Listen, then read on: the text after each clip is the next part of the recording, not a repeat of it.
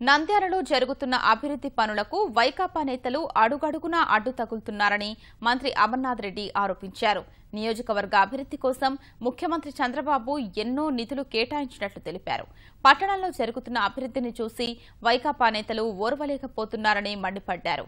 ఉప ఎన్నికల్లో తెలుగుదేశం అభ్యర్థి భూమా బ్రహ్మానందరెడ్డిని ప్రజలు ఆశీర్వదిస్తారని ధీమా వ్యక్తం చేశారు.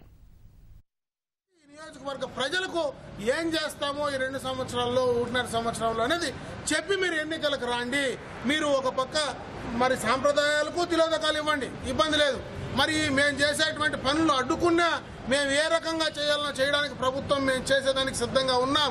నిన్న జరిగినటువంటి ముఖ్యమంత్రి గారి పర్యటనలో ఈ నియోజకవర్గంలో రేపు రాబోయేటువంటి ఎన్నికల్లో ఎంత మెజారిటీతో గెలుస్తామనేది కూడా మేము అంచనాకు వచ్చాం. ఖచ్చితంగా ఈ నియోజకవర్గ ప్రజలు తెలుగుదేశం పార్టీని అత్యధిక మెజారిటీతో గెలిపించాలనేటువంటి ఆలోచనతో ఉన్నారనడానికి నిన్న వారు స్వచ్ఛందంగా రోడ్లపైకి వచ్చి నిలబడినటువంటి సందర్భమే అని చెప్పి సందర్భంగా మనవి చేసుకుంటూ ఆ కార్యక్రమాలను మానుకొని మీరు ఈ ప్రజలకు ఈ నియోజకవర్గానికి ఏం చేస్తారో దయచేసి చెప్పమని చెప్పి కోరుకుంటున్నాను.